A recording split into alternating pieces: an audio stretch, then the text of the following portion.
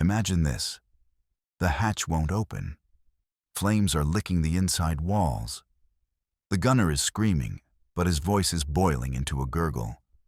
The loader's trying to kick the back door with boots that are already on fire. There's no way out. The commander's last words aren't orders. They're just a whimper. Then silence, just smoke. They called them steel beasts, monsters, ghosts of iron.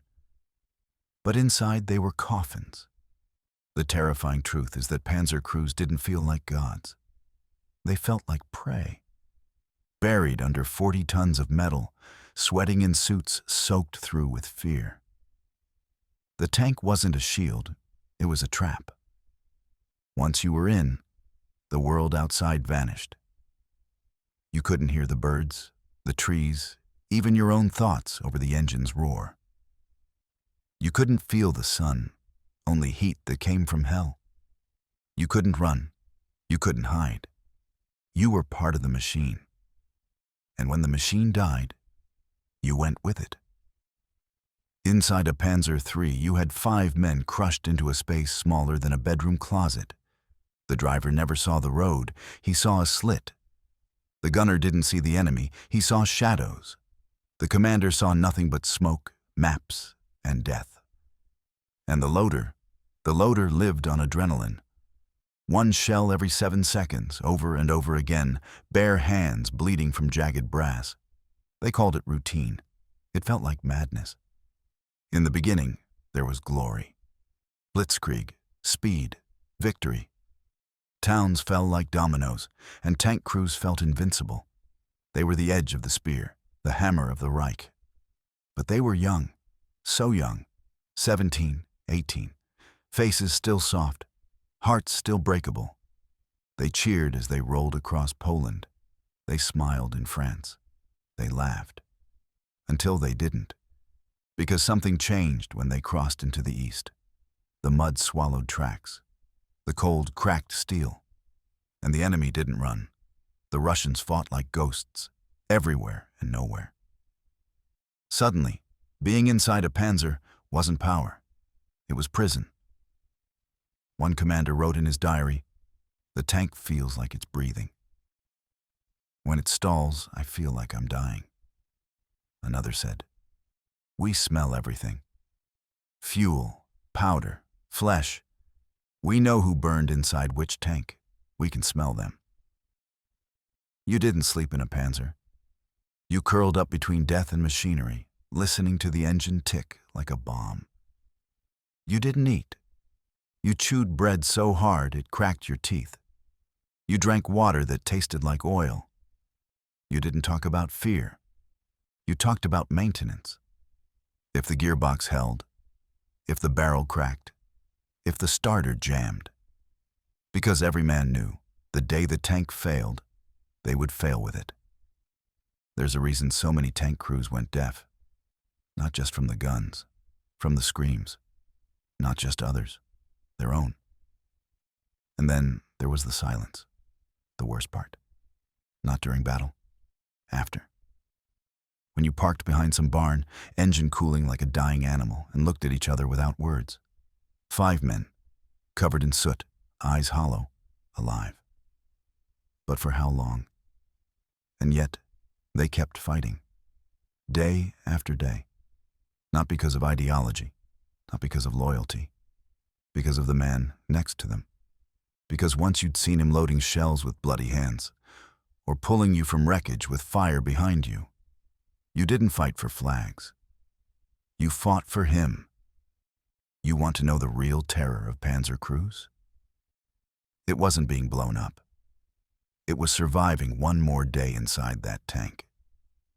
And if you've come this far, you're not just watching, you're inside with them now. Feeling the heat, smelling the oil, hearing the breath of a dying engine.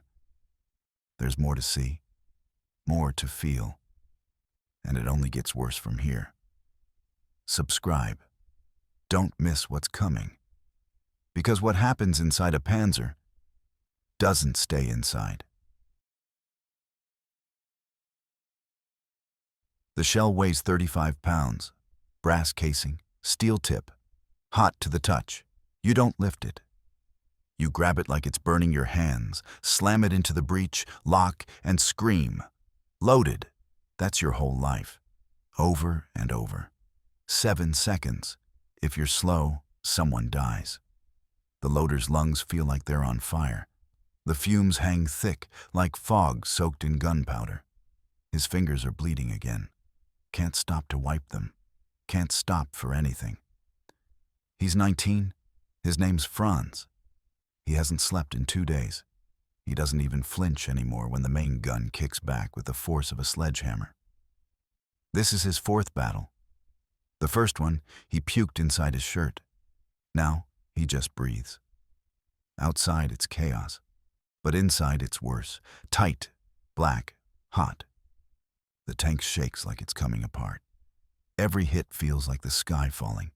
Franz doesn't care what they're firing at. Doesn't know, doesn't want to.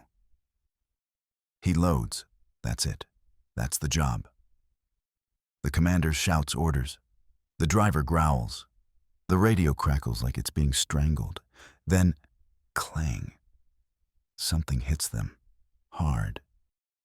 He's reaching for the next round before the ringing in his ears fades. "Turret traverse," yells the gunner. The cannon swings. Franz loads again, hands shaking. This one's sticky, blood from the last shell. "Target." The gunner fires. Boom. Silence, then screaming, but not from outside. The gunner's voice cracks. "It's burning." Franz looks. The ventilation fan's out. The shell casing's lodged behind it, glowing red. Flames starting to creep. They don't have a fire extinguisher. It jammed last month. The tank's not dead, but it's bleeding. The commander kicks the hatch. "Out! Out!" Too late. Another hit. This one's close. The whole turret lifts. Metal screams like a wounded animal. Shrapnel slices across the loader's leg. He doesn't feel it. Not yet. They're not burning yet. But they will. Franz knows this. They all do. Every time they go out, they know. One shell in the wrong place, and they're roasting alive in a box no wider than a bathtub. But still, they go. Because when the Panzer runs, when the engine purrs and the tracks grab the earth, there's something else. Power. You feel like a god. Like the world has to move for you. Until it doesn't. That first time Franz killed someone, it was through the periscope. A man with a rifle. Just standing. Then gone. One shot. Nothing left but dust. Franz didn't feel anything. Not sorrow, not joy. Just numb. But that night, he dreamed of the man's eyes. Now, he doesn't dream. Now he just loads. They call them Panzer aces. Men who've killed hundreds. Tanks with names, painted kills, flags, heroes. Franz met one once. He looked like a scarecrow. Hollow cheeks, dirty hands. Didn't speak, just smoked. The legend who took out 20 Shermans. Couldn't remember his own birthday. Inside a tank, everything blurs. Time, names, morals. You start to forget what outside smells like. What your own voice sounds like. You start talking to the machine. You call her she. You beg her not to stall. You thank her when she starts. Franz once told the gun, "Just hold on," like it was alive. Maybe it was. Because the moment you stop believing, the tank stops for real. And then, there's no coming back. In the field near Kursk, they found a Panzer half buried, the hatch still sealed. Inside, 4 bodies, all burned. One had his hands locked on the handle, couldn't get it open, melted there. The loader's seat was empty, but the shell was still in the breech, ready to fire. That's the job, even in death. If this unsettles you, it should. Because the most terrifying part of a Panzer isn't the armor. It's not the gun. It's the man inside, doing his job until he dies. The oil has turned to sludge. The fuel lines are frozen. The breath inside the turret hangs like fog, clinging to the steel walls. It's January 1943, Eastern Front. The Panzer IV is dead in the snow. Not from a hit, from the cold. The engine whines like a dying animal every time they try to start it. The battery's dead. The heater's been dead for days. The men, not far behind. They sleep inside the tank now, all five, piled like corpses in a steel tomb. The loader curls beneath the breech, hugging a blanket that smells of gasoline. The radio operator cradles his gear like a pillow. The commander doesn't sleep at all. He watches the slits, for movement, for shadows, for death. Outside, it's minus 30 degrees Celsius. Inside, barely better. Water freezes inside canteens. Fingers turn black. You don't speak unless you have to. The moisture from your breath can frost your lips shut. You don't sweat, you shiver. You don't think. You just try to keep your blood moving. They call it General Winter. But winter isn't a general. It's a butcher.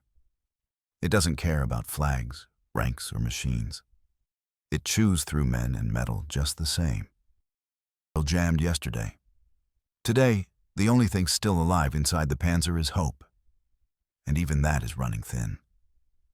At dawn, the commander tries the starter again. Nothing. So they dig. One man outside at a time. The driver, then the loader, then the radio man. They rotate. 10 minutes each. Digging tracks clear with bare hands because the shovel broke. Every step is agony. Frostbite in the toes. Noses dripping blood. Franz, the loader, cuts his palm on ice and doesn't notice for hours. The blood freezes before it can drip. But they have to move. The Soviets are near. Every sound outside could be boots. Every shadow could be death.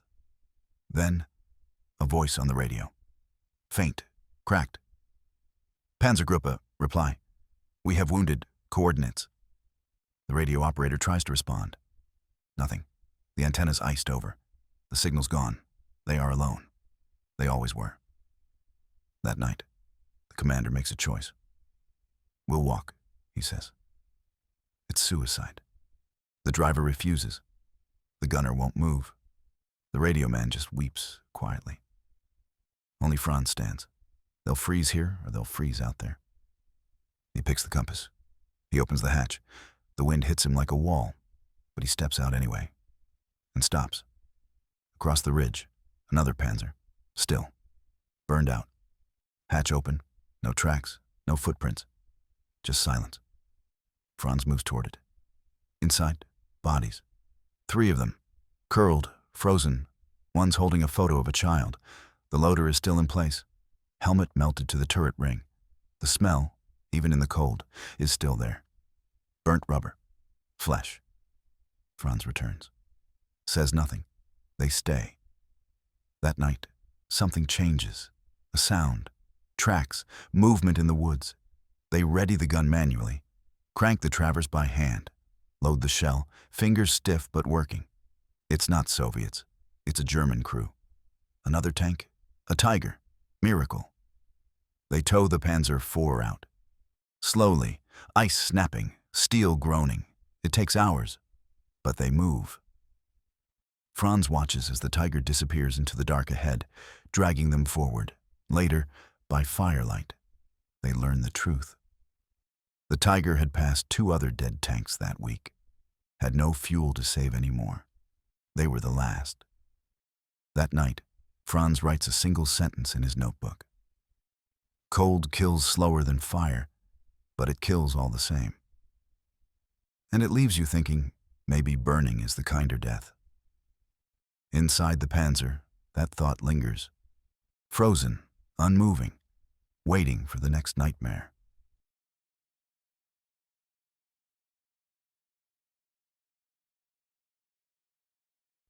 The ground shakes before they even see the enemy. It's not tanks. It's not artillery. It's the sky. Normandy, June 1944. The Panzer crew has fought Russians, endured winters, watched friends burn, but nothing prepared them for this. The air screams. Typhoons, British fighter bombers, sleek, fast, armed with rockets that tear through steel like paper. They don't hunt tanks, they slaughter them. Franz hears the whine before he sees the shadow. It cuts across the trees like a black knife. Then comes the thunder. Rockets slam into the field ahead. Earth flies, fire follows. Their Panther is camouflaged under branches, still as a grave. The commander whispers, "No engine. Stay cold." The crew obeys. Any heat, any movement, and the Typhoons descend. Another wave. Whistles, explosions. The crew flinches as earth rains down. Inside the turret, they don't breathe. A single heartbeat feels louder than the engine. Franz clutches a shell, though he knows it won't matter. You can't shoot the sky. Then, silence. They wait. 1 minute, 5, still alive. But it's not over. The radio cracks. Incoming Shermans. West flank orders, hold position. No fuel to retreat, no infantry support, just steel, hope, and a prayer. The commander checks his map. We'll take them from the orchard. Ambush. They move. Slowly. Engine coughing, treads chewing mud. Every second they expect a rocket to split them open. No rocket comes, yet. In the orchard, they wait. Franz loads heat. Hands steady now, after too many battles. Through the periscope, a Sherman appears. Closer. Closer. Fire! The gunner breathes out. Boom! Direct hit. The Sherman bursts like a crushed can. Flames. But more are coming. 2, 3, 5, they answer. Steel on steel. The Panther rocks with every shot. Franz moves like a machine. Grab, load, shout. Shells fly. Enemies burn. Then, crack. A hit. Not direct, but close. The shockwave lifts the tank. Franz slams into the ammo rack, blood in his mouth. The lights flicker. Sparks. The gun jams. The radio dies. Smoke seeps in. The commander is gone. Silent. Slumped. No voice. The driver panics. Tries to reverse. Nothing. The tank is hit again. The turret locks. Franz is deaf now. Not from explosions. From fear. He grabs the emergency hatch. Won't open. Stuck. Smoke thickens. Outside, Shermans pass by. They don't see the Panther. Or maybe they don't care. It's done. Inside, time slows. Franz hears coughing. The gunner still breathes. He crawls across the floor. Smoke, heat, no way out. They wait. Hours pass. The battle moves on. No rescue, no repair, no fuel, no God. Just silence. When night falls, Franz opens the commander's pocket. Finds a photo, a wife, 2 children. He stares. Then he tucks it back. Because that's all that's left now. Memories. And the steel that holds them in place. They will not die, heroes. They will not die at all, not yet. They will rot. Trapped, unseen, forgotten. Because inside the Panzer, there are no gods, no legends, just men, and death that arrives without ceremony. It's April 1945. The war is ending. But for some, it already ended. Quietly. Alone. Inside what used to be a weapon. The Panther sits in a hollow outside a ruined village. Its paint is scorched. One track is broken. The turret hasn't moved in days. It is no longer a tank. It is a tomb. Inside, 4 men. Franz is the only one still breathing. The radio operator died 2 days ago. Slipped into sleep and never woke up. The driver followed. Fever, infection. The gunner, shrapnel in the lungs, drowned in his own blood. Franz keeps their tags in his pocket, just in case. There's no more fuel, no more food. The bread turned to mold. The water smells like rust. The engine is silent. The birds have returned. They sing. He hates them for it. The war is over. He knows it. Heard it once, faintly. A German voice on a nearby road, yelling surrender. Then, silence again. No one is coming. The hatch is jammed from the last blast, welded shut by heat and dirt. He tried, scraped his fingers raw, broke a knife. The side door's twisted. The emergency hatch won't budge. He's not trapped by enemies. He's trapped by the machine. The one he trusted, the one he served. He writes, in a journal no one will read. The pages are soaked with condensation, the ink running, but the words are there. Panther 302, April 20th. I don't know the day. I don't know if I'm alive. I don't remember their voices anymore. I can still smell the cordite. I still hear the shells. But there's nothing now, only the creaking of cooling metal. Sometimes he talks to the tank. He calls her Anna, tells her stories, tells her to let go. She doesn't. He tries to move the turret manually, just to feel something shift.